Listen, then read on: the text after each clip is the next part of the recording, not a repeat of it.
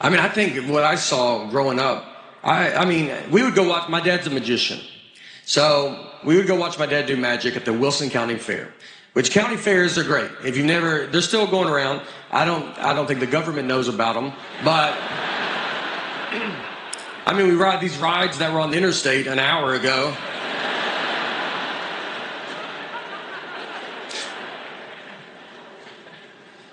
So we would go watch my dad. So my dad would do magic. Right next to him, they had a donkey jumping off a high dive into a pool. So pretty hard to keep everybody's attention. When my dad is like, is this your card? And everybody's like, this donkey's about to jump off this high dive. That's something you don't think you want to see till it's up there. And I use the word jump very loosely. These donkeys are falling off this high dive. But you can't put that on the sign, you know? You don't watch a donkey fall off a high dive? No? Okay. What if he jumped? Well, at least he's into it.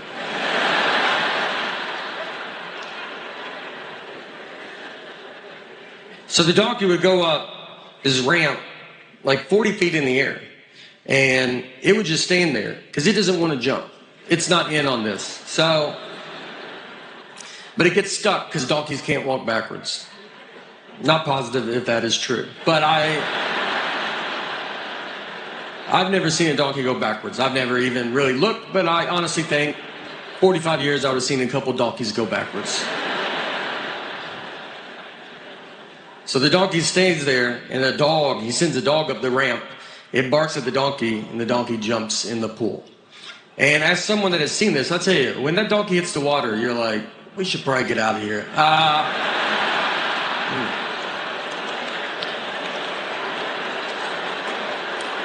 It's not as fun as you thought it would be.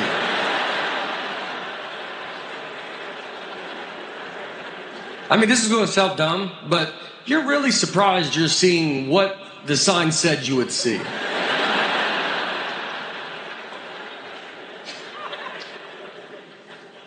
PETA got a hold of that. They shut it down, and that was one I think everybody was like, fair enough, we get that.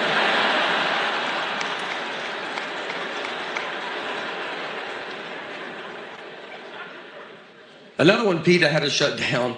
This was again, like the 1980s. I was alive. You could fight an orangutan at a fair. They would have an orangutan just sitting in a boxing ring, and guys would pay to fight it. And I say guys because I just can't imagine one woman ever fought this orangutan. I think you could put an orangutan in a room with 1,000 women. And when they walked out, they're like, did anybody fight it? It never crossed their mind to fight it.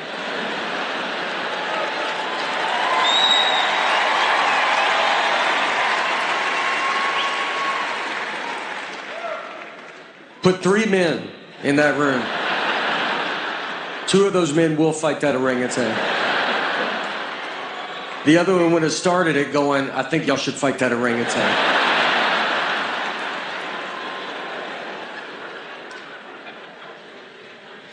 So guys get in there, and they're like, all right, we'll fight this orangutan. And the orangutan would just knock everybody out. Because we don't have the internet to look up how strong's an orangutan. It's all word of mouth back then. You had to meet a guy that just fought an orangutan. And you're like, but the arms are skinny. He's like, I know. That's what made me get in there as well.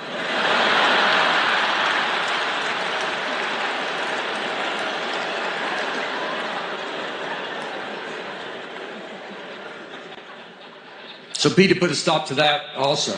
Yeah. Look, whatever you want to say about PETA, they did some real work in the 1900s.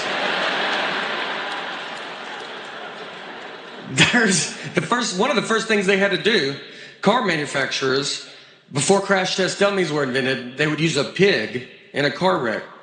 So they'd sit a pig, I guess upright, And this little pigs are smart. Pretty good day for this pig. It's like, you gonna let me drive a car? Pretty fun day. He's got his elbow out. Are y'all kidding me right now? You gonna let me drive this car?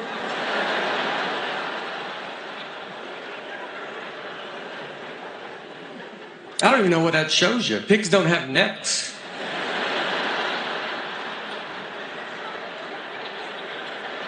That's what I was, because I don't think of the consequences with everything. Like, we have one dog. I would like another dog. My wife does not want another dog because it's a lot. It's a lot to have two dogs because you got to open the back door and let two dogs out.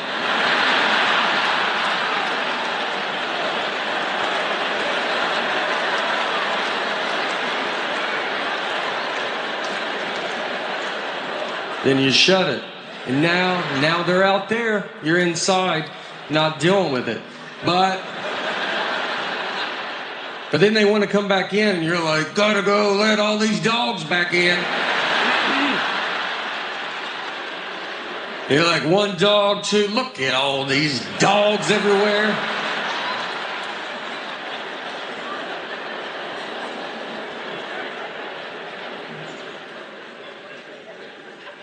Look, to be honest, I've never taken care of the one dog we have, but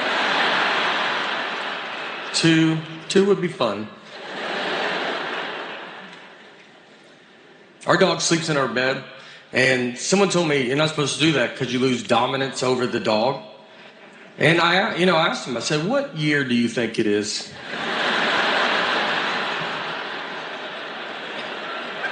These are all doodles. They're barely dogs. It's a person. They're people. This guy acts like it's 1980 when you kept the dog outside all year. Those you needed dominance over. You had a wolf in the backyard. Friends come over. You want to go outside? I wouldn't.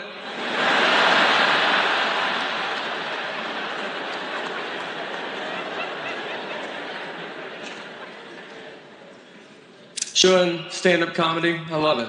And the job I had, the last serious job, the job I will go back to when all this falls apart.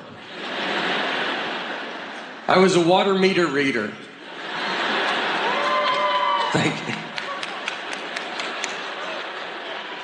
This job the title was the description of what you do. People would ask, I'm a water meter reader. Yeah, what's that? Let me tell you what it is, all right? We're going to read water meters. It's 100% of the job. So back when I did it, it was in Wilson County, Mount Juliet, Tennessee. And so back when I did it, I would have to park the truck and get out of a neighborhood, run through a neighborhood and type in how much water every house uses. So it's 2001. Obviously, 9/11 happens. If you're old enough, you remember when 9/11 happened, the whole country got very scared there's going to be more attacks. Well, we did as well in Wilson County. We figured they just went to New York, obvious next stop, Mount Juliet, Tennessee.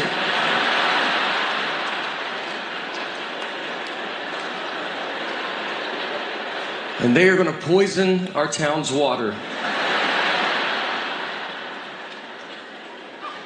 So they got all of us water meter readers to guard the water tanks. I really did this. I stood just in a dark field, alone, waiting for the Taliban to show up.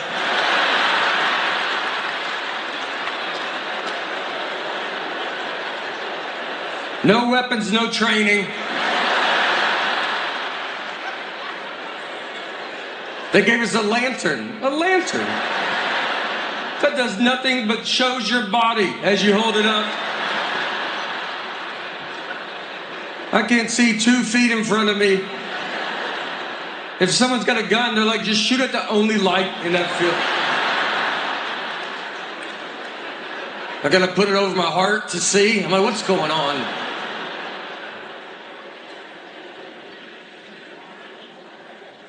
I mean, I think, like, to this day, I always say, what did they want us to do? Call the Mount Juliet police? Osama is here. He got past our lanterns.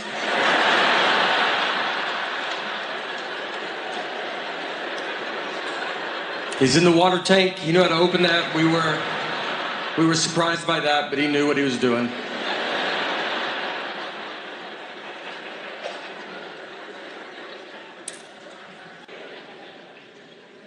Recently, I was walking to my car, and I had a college kid come up, and he was raising money, for nature, or it was for Earth. It was nature and Earth. I don't know. He used real words, but it was, basically, I felt he looked at me and he's like, it's going to Earth. And I was like, yeah, well, Earth is going through it right now. So he was telling me everything Earth is going through. It's pollution. He said our water's being poisoned. I said, not under my watch, but I understand.